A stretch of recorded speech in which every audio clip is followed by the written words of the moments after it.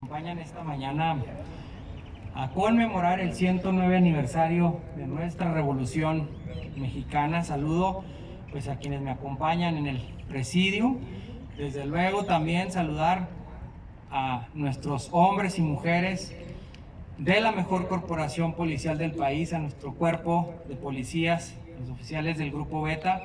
Un gusto estar esta mañana aquí conviviendo con ustedes. Y bueno, pues este día celebramos un acontecimiento que marcó no solo la historia de nuestro país, sino también la historia de nuestro estado. Hoy que conmemoramos el 109 aniversario del inicio de la Revolución Mexicana. Un movimiento social y armado que buscaba instaurar una verdadera democracia en nuestro país, en nuestro México, así como la consecución de justicia social para tantos mexicanos que vivían en pobreza. Recordemos que nuestro país estuvo bajo una dictadura por más de 30 años, de 1876 a 1911. Durante ese lapso se celebraban elecciones para elegir al presidente de la República, sin embargo el vencedor era siempre Porfirio Díaz. Algunos han llegado incluso a decir que este periodo, el llamado Porfiriato, fue uno de los más prósperos en la historia de México. Y no lo voy a negar, porque hubo algunos progresos en infraestructura de comunicaciones, en infraestructura ferroviaria, así como en la industria. No obstante, la mayor parte de los mexicanos que eran obreros y campesinos, no muy diferente a hoy, trabajaban largas jornadas en condiciones infrahumanas y recibían un mísero salario. Todo esto motivó la búsqueda de un verdadero cambio en la situación económica, social y gubernamental de México. Por eso, a lo largo del territorio nacional comenzaron a surgir huelgas, levantamientos y protestas de campesinos y de obreros, las cuales fueron, por cierto, duramente reprimidas por el gobierno. Además, la oposición se hizo también sentir con la actividad de los miembros de la prensa independiente, como por ejemplo los hermanos Cerdano, los intelectuales de la talla de Ricardo Flores Magón. Fue así como Francisco I. Madero comenzó el movimiento antirreeleccionista, con la finalidad de poder poner fin a la dictadura y lograr para México una verdadera democracia que manifestara la voluntad del pueblo mexicano. Asimismo, mejorar las condiciones laborales de los obreros y efectuar una reforma agraria para el reparto equitativo de tierras a los campesinos. En esta rebelión contra el gobierno, nuestro estado, debemos recordar, tuvo un papel importantísimo, pues es considerado la cuna de la revolución. Esto se debe a que Toribio Ortega realizó el primer levantamiento armado en todo el país el 14 de noviembre de 1910, en Cuchillo Parado, Coyame.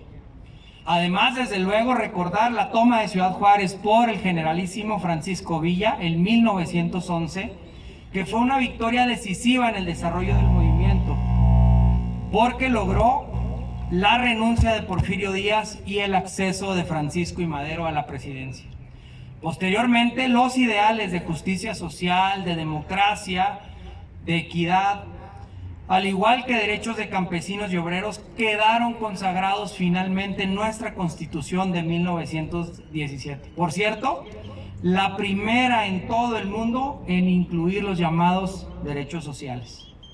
Por último, quiero mencionar que muchas y muchos chihuahuenses que participaron en esta revolución y derramaron su sangre, movidos por el sueño de construir un México democrático, justo, igualitario y con oportunidades de crecimiento para todos.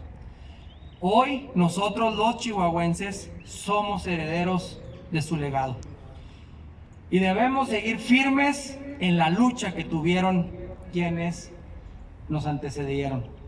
Hoy los recordamos con admiración y con respeto, pero sobre todo con un profundo agradecimiento por su entrega y su valentía. Que el ejemplo de todos los hombres y mujeres que dieron su vida a la revolución, su vida a México, nos incentiva a trabajar unidos cada día por un México mejor y más digno para todos.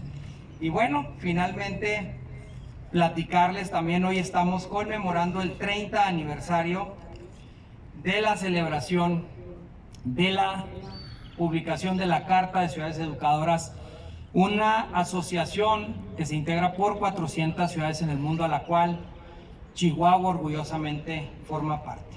Y bueno, esta carta nos dice que la ciudad educadora tiene personalidad propia, integrada en el país donde se ubica. Es una ciudad que se relaciona con su entorno, otros núcleos urbanos de su territorio y ciudades de otros países. Su objetivo constante será aprender, intercambiar, compartir y por lo tanto enriquecer la vida de sus habitantes. La ciudad educadora ha de ejercitar y desarrollar esta función paralelamente a las tradicionales económica, social, política y de prestación de servicios, con la mira puesta en la formación, promoción y desarrollo de todos sus habitantes. Las razones que justifican esta función son de orden social, económico y político, orientadas sobre todo a un proyecto cultural y formativo eficiente y convivencial. Esos son desde luego los grandes retos del siglo XXI, de este siglo en el que nosotros vivimos. En primer lugar, invertir en la educación en cada persona, como lo ha venido haciendo el gobierno municipal, que ha invertido una cifra histórica en este rubro. En segundo lugar, promover condiciones plenas de igualdad para que todos puedan sentirse respetados y ser respetuosos y capaces de diálogo, como lo ha venido haciendo este gobierno municipal. Primeramente, con el acceso a los servicios públicos básicos en el sur de la ciudad.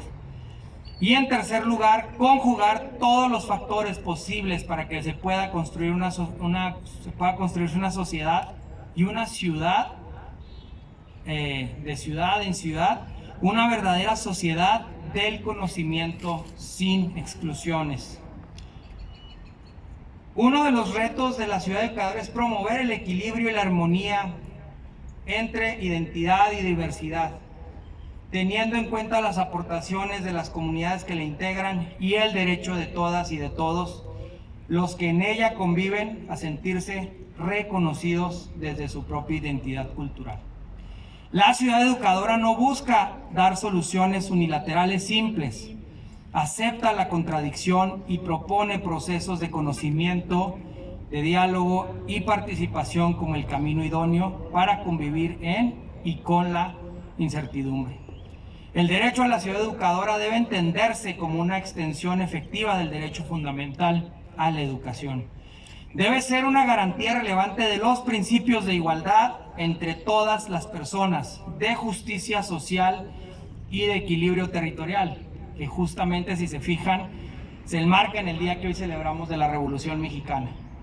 Ello acentúa la responsabilidad de los gobiernos locales en el sentido de desarrollar las potencialidades, todas las potencialidades educativas que alberga la ciudad, incorporando a su proyecto político los principios de ciudad educadora, como lo hemos venido haciendo en esta administración municipal.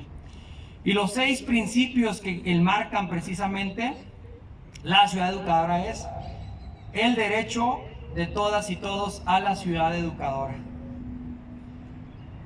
El segundo de los principios, el compromiso de la ciudad con la ciudad educadora. El tercero, del servicio integral de las personas.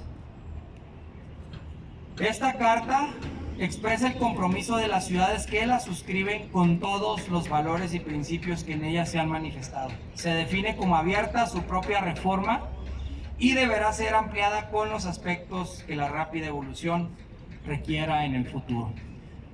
Pues enhorabuena a todos los miembros, los 400 miembros integrantes de esta red internacional de ciudades educadoras. Desde luego, Estamos nosotros muy comprometidos con la educación, no solamente académica, sino con la educación profunda en nuestro municipio. Muchas gracias y felicidades a todos.